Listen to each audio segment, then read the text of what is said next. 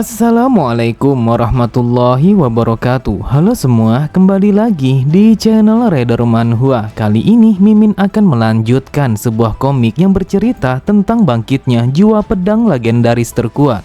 Dan apabila kalian masih bingung dengan alur ceritanya, kalian bisa cek deskripsi atau langsung saja menuju playlist yang ada di halaman channel ini untuk memulainya dari part 1. Tanpa basa-basi lebih jauh, mari kita masuk di part 88. Cerita dimulai ketika hari sudah sore. Terlihat Wonwi langsung kembali menuju klinik sambil membawakan sepasang baju yang akan ia berikan kepada Wolno. Wonwi berkata, saat ini kakek harus mengganti baju karena baju itu sangat mencolok apabila digunakan pada wilayah ini. Aku begitu khawatir kalau ada salah satu dari mereka yang bisa mengenalimu dengan baju yang seperti ini. Dan ini adalah baju yang dipilih langsung oleh Samayung karena dia yang paling mengerti tentang masalah pakaian. Mendengar itu, Wolno langsung tersenyum sembari meminta kepada Wonwi untuk mengucapkan rasa terima kasihnya kepada Samayung. Kemudian Wolno langsung menyipitkan kedua matanya. Ia berkata, "Wonwi, bagaimana mungkin kau bisa mengalahkan seorang seniman bela diri terkenal hanya dengan satu kali pukulan saja? Katakan kepadaku, seni bela diri apa yang kau gunakan saat itu? Dan juga apakah kau benar-benar mempelajari seni bela diri keluarga Soh? Tetapi jika aku perhatikan, sepertinya ada sesuatu yang ingin kau bicarakan kepadaku." Sambil tersenyum, Wonwi berkata, "Seperti yang aku duga, kalau kakek benar-benar tidak bisa dibohongi. Entah mengapa kakek selalu saja mengetahui segala sesuatu yang berada di kepalaku. Tetapi apakah kakek ingin mendengarkan ceritaku yang dimulai ketika ibuku yang pergi untuk selama-lamanya dan segala sesuatu yang terjadi kepadaku setelahnya? Dulu ketika ibu telah meninggal, aku pun langsung terpukul dan menjadi seorang pecundang yang membuat malu keluarga Soh. Bahkan aku juga dipanggil sebagai anjingnya kota Yulang karena aku selalu saja mabuk-mabukan untuk menutupi kesedihanku. Namun pada suatu hari, Kultus Blood telah melakukan sebuah penyerangan terhadap sebuah restoran, dan aku adalah salah satu dari orang-orang yang mereka culik untuk dibawa ke lembah darah. Di saat itu kami telah dipaksa untuk berlatih seni bela diri dan juga melewati berbagai macam ujian yang begitu berat, sampai-sampai sebagian besar dari kami telah kehilangan nyawa mereka. Tetapi dengan seiring berjalannya waktu, aku pun telah menjadi salah satu dari 3 orang muridnya Sang Evil yang merupakan Supreme keempat Kultus Blood. Kemudian aku pun mendapatkan sebuah kesempatan untuk menjadi sang penerus pendekar pedang surga selatan yang tidak lain adalah Grandmaster Hojangdai. Dan tidak hanya sampai di situ saja, ketika kami melakukan perlawanan terhadap sebuah serangan yang dilakukan oleh pasukan Yehyang, aku pun telah terjatuh ke dalam jurang yang sangat dalam. Namun ketika aku terseret arus, aku pun telah ditangkap oleh seutas benang yang membawaku ke arah tebing. Awalnya aku berpikir kalau dia akan menyelamatkanku, akan tetapi ternyata dia mencoba untuk menjadikanku sebagai santapannya. Setelah bertarung dengan cukup sengit, akhirnya aku pun telah berhasil mengalahkannya. Dan sebagai imbalannya, dia pun langsung mewariskan seni bela dirinya kepadaku. Dan dia adalah seseorang yang dikenal sebagai Flying Blade, sang raja assassin.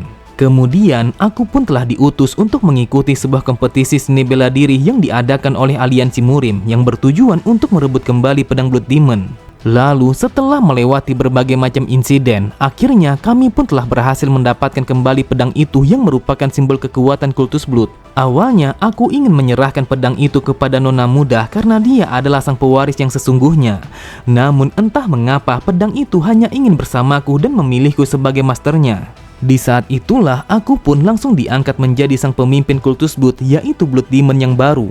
Setelah menceritakan itu kepada Wolno, Wonwi bergumam, "Selain kehidupan keduaku, aku pun sudah mengatakan segalanya kepada kakek. Tetapi entah kenapa yang aku lihat kalau kakek hanya berdiam diri." Tepat di sampingnya, Sodam berkata, "Wonwi, apakah mungkin kalau kita sudah salah untuk memberitahukan segalanya kepada kakek? Tidak hanya bertemu dengan putrinya salah satu dari 4 Evil, akan tetapi dia juga telah mendengar kalau cucunya sudah menjadi seorang Blood Demon." Wonwi berkata, "Cepat atau lambat, sudah pasti kalau ini akan terungkap kepadanya. Lagi pula, aku sama sekali tidak ingin menipu keluargaku sendiri tentang situasi yang sebenarnya."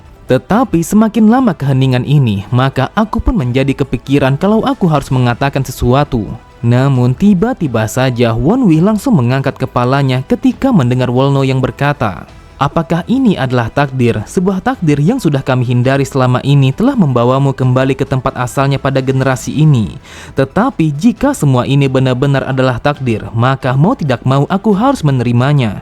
Sang pendiri sekte Flying Moon Shadow selalu saja merasa menyesal. Dia menyesal karena dia harus membawa sebuah siklus ikatan darah dan juga kebencian dari sang Blood Demon yang pertama. Tetapi sebuah jalan yang diambil oleh sang Blood Demon sama sekali tidak harus menjadi takdirmu. Wonwi, meskipun sebuah takdir sudah membawamu untuk menjadi seorang Blood Demon, akan tetapi kau tidak perlu mengkhawatirkan itu karena dirimu harus berjalan di jalan yang benar-benar kau inginkan. Wonwi, dengarkan aku baik-baik, berjalanlah di jalan yang kau tempuh dengan kehendakmu sendiri, dan aku akan selalu mendukungmu karena kau adalah keluargaku. Mendengar perkataan kakeknya, Wonwi bergumam, aku berpikir untuk mengatakan segalanya kepada kakek adalah sesuatu yang benar. Dan aku sejak dari awal sama sekali tidak berniat untuk tertarik dengan sebuah fakta kalau aku adalah sang Blood Demon. Cerita berpindah pada 3 hari kemudian, terlihat semua orang yang mengikuti ujian itu langsung berkumpul tepat di hadapan kastil utama sekte Storm Shadow. Dan di hadapan mereka semua, terlihat seorang pria paruh baya berkepala botak telah menyambut kedatangan mereka. Akan tetapi, ia begitu heran ketika menyadari kalau yang maju untuk melewati ujian itu hanyalah 2 orang saja, yang tidak lain adalah Jin Yong dan juga Lee Jong-gyom. Lalu ia berkata, apa yang kalian lakukan? Apakah hanya 2 orang saja yang ingin mengikuti ujian sang pemimpin Storm Shadow di hari ini?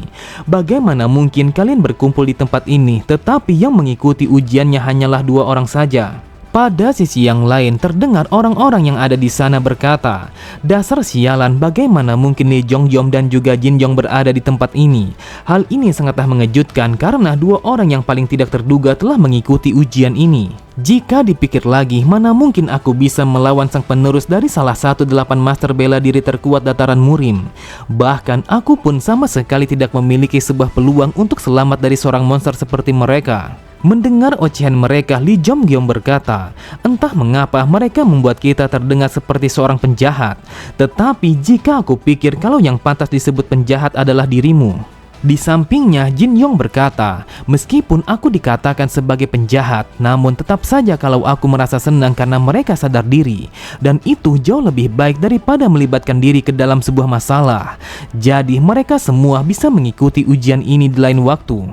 Setelah mengatakan itu, terlihat Jin Yong langsung menyeringai. Lalu ia kembali berkata, tetapi jika dipikir-pikir, mana mungkin ujian ini akan dilaksanakan untuk yang kedua kalinya? Setelah menunggu beberapa saat, si botak langsung berpaling meninggalkan kerumunan. Ia berkata, jika mereka tidak ada yang mau mengikuti ujian ini, maka kalian berdua ikutlah bersamaku karena kita akan memulainya sekarang juga. Akan tetapi mereka bertiga langsung memalingkan pandangan mereka ke arah belakang ketika mendengar seseorang yang mengatakan kalau dia ingin mengikuti ujian itu. Mendengar itu, dengan sinisnya Jin Yong bergumam, lihatlah bajingan ini, apakah dia berpikir kalau dia akan bisa bertahan dengan kemampuan yang setara para pemula? Ternyata seseorang yang ingin mengikuti ujian Storm Shadow adalah Wonwi. Di saat itu ia menggunakan kumis palsu dan juga sebuah penutup mata untuk menyamarkan identitas aslinya. Melihat kedatangan Wonwi sambil tertawa meremehkan, Jin Yong berkata, apakah kau yakin kalau kau akan mengikuti ujiannya? Jujur saja, dengan kemampuanmu saat ini, kau sama sekali tidak akan bisa untuk mencapai lantai atas. Jadi, apa yang akan kau lakukan? Dan juga, sepertinya kau sama sekali belum mengetahui kalau kau akan berurusan dengan siapa apabila mengikuti ujian ini. Asal kau tahu, kami adalah sang penerus dari salah satu 8 master bela diri terkuat. Jadi, kau sama sekali tidak memiliki sebuah kesempatan untuk bisa memenangi ujian ini. Mendengar itu, Wonwi bergumam, lihatlah orang ini, dia masih sama seperti pertama kali kami bertemu sebelumnya. Di saat itu, dia langsung saja menertawakanku yang seolah-olah kalau kemampuanku jauh lebih rendah dari dirinya hanya karena satu-satunya yang aku buka adalah dantian bawahku. Tetapi karena kami sedang diperhatikan banyak orang, maka aku akan mengikuti permainan bocah ini. Kemudian sambil memberi hormat, Wonwi berkata, mana mungkin aku tidak mengenali kalian berdua karena kalian adalah muridnya salah satu dari 8 master bela diri terkuat dataran Murim. Siapa yang tidak mengenali Lee Jong-gyom, seseorang yang dikenal sebagai salah satu dari 2 orang Heavenly Star yang sangat terkenal pada aliansi Murim. Dan orang yang berada di hadapanku saat ini tidak lain adalah sesama Heavenly Star, yaitu Soh Wonwi, sang penerus Grandmaster Hojangdai. Sontak Jin Yong sangatlah marah sambil berteriak. Ia berkata, "Dasar brengsek, apa yang kau katakan? Aku adalah Jin Yong, seorang cucu dari salah satu 8 master bela diri terkuat, yaitu Sang Kaisar Api." Pada sisi yang lain, terdengar semua orang yang ada di sana langsung berbisik satu sama lain. Mereka berkata, jika dilihat dari sikapnya, sepertinya dia telah membuat kakeknya menjadi malu. Selain itu juga, faktanya dia sama sekali tidak pernah melakukan sesuatu yang bisa dianggap luar biasa. Mendengar keributan itu, si botak berkata, "Kita akan menyudahi keributan ini sekarang juga. Jadi, dengarkan aku baik-baik. Sang pemimpin Sekte Storm Shadow akan menjanjikan sebuah peluang yang setara bagi siapapun yang ingin menjalankan ujian ini. Tetapi karena mereka tidak ingin mengikuti ujian ini, maka kita akan masuk dan memulai ujiannya sekarang juga." Sambil berjalan mengikutinya, Sodam berkata, "Lihatlah bajingan ini, dia begitu marah sampai-sampai wajahnya menjadi merah karena kau sudah membuatnya menjadi malu." Mendengar itu, Wonwi berkata, "Dia adalah orang yang sama sekali tidak pernah belajar kalau kita tidak boleh meremehkan orang lain apabila kita tidak mengetahui yang sebenarnya." Pada sisi yang lain, terlihat Lee Jong Yom sama sekali tidak mengatakan sepatah kata pun setelah bertemu dengan Wonwi. Namun yang ia lakukan saat itu hanyalah menatap Wonwi dengan minat yang sangat besar. Menyadari akan hal itu, Sodam berkata, "Wonwi, lihatlah orang itu, dia sama sekali tidak melepaskan pandangannya dari dirimu. Apakah dia sudah mengetahui kalau kau sedang menyamar?" Wonwi pun berkata, "Meskipun dia tidak melepaskan energi Qi-nya, akan tetapi yang aku rasakan kalau dia jauh lebih kuat daripada yang sebelumnya. Dikatakan kalau dia memiliki sebuah tubuh yang hanya muncul satu kali dalam 100 tahun. Sambil berjalan, si botak berkata, "Kalian harus tahu kalau ujian yang diadakan oleh Storm Shadow akan dibagi menjadi 8 kelas, yang dimulai dari tinju, tapak, tendang, jari, cakar, belati, pedang, dan juga tombak. Kemudian pada setiap kelas terdapat beberapa orang master yang akan memberikan ujian kepada kalian. Dan apabila kalian berhasil menahan 50 gerakan ataupun mengalahkan mereka semua, maka kalian akan boleh untuk naik ke lantai yang berikutnya. Jadi ujian pertama Storm Shadow adalah mencapai lantai atas dengan melewati metode ini." Tidak membutuhkan waktu yang lama, mereka pun akhirnya telah sampai pada lantai pertama ujian Sekte Storm Shadow. Dan di dalam sana, mereka telah ditunggu oleh beberapa orang master tingkat tinggi yang ditugaskan untuk menguji mereka semua. Melihat kehadiran mereka, Wonwi bergumam, apakah mereka sama sekali tidak berniat untuk mencari seorang penerus. Jujur saja, aku begitu penasaran apakah ada orang-orang yang bisa melewati ujiannya jika caranya seperti ini. Yang aku perhatikan, mereka semua merupakan para master bela diri yang kemampuannya sudah melampaui tingkat puncak. Kemudian terlihat seorang pria paruh baya berkumis tebal langsung memberi salam kepada mereka. Ia berkata, "Namaku adalah Yon Jaso dan aku yang akan bertanggung jawab atas seni bela diri yang berkaitan dengan tinjuan. Lalu para master yang akan menguji kalian, mereka semua akan menyesuaikan tenaga dalam mereka untuk menyamai level kalian. Jadi kalian bertiga sama sekali tidak perlu untuk mengkhawatirkan tentang keadilan. Untuk saat ini, kalian bertiga masih memiliki sebuah kesempatan untuk menyerah sekarang juga. Akan tetapi, jika kalian gagal di dalam ujian ini, maka kalian harus menghabiskan waktu selama 3 tahun sebagai seorang tamu di kuil ini." Lee Jong Yong berkata, "Tetapi jika kami lulus di dalam ujian ini, apakah kami langsung naik ke lantai atas?" Saat mendengar Jaso yang mengatakan iya, sambil tertawa Lee Jong Yong berkata, "Aku bersyukur kalau kita langsung naik karena aku begitu khawatir apabila harus menunggu peserta yang lainnya." Setelah mengatakan itu, ia pun langsung bergerak bagaikan hembusan angin untuk memilih salah satu dari para penguji itu. Melihat pergerakan Lee Jong Yong, ia bergumam, seperti yang diharapkan dari seseorang yang menguasai seni bela diri milik 2 orang dari 8 master bela diri terkuat.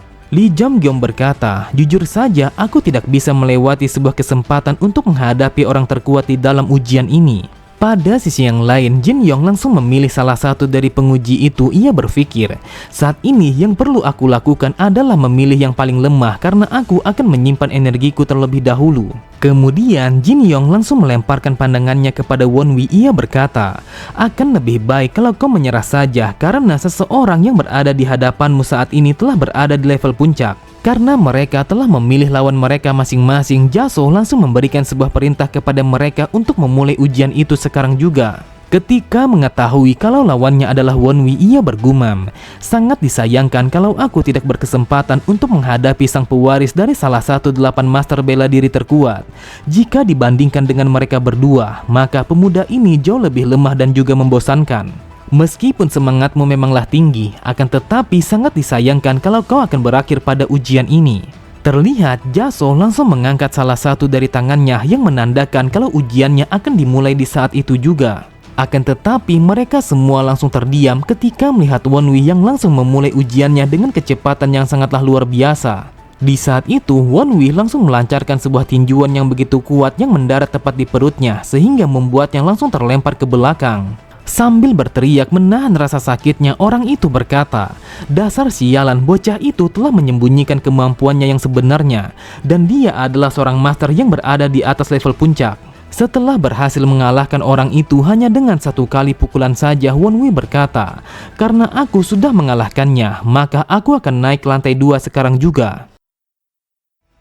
Oke semua, cukup sampai di sini dulu pembahasan alur cerita kita. Sampai jumpa di video selanjutnya. Wassalamualaikum warahmatullahi wabarakatuh.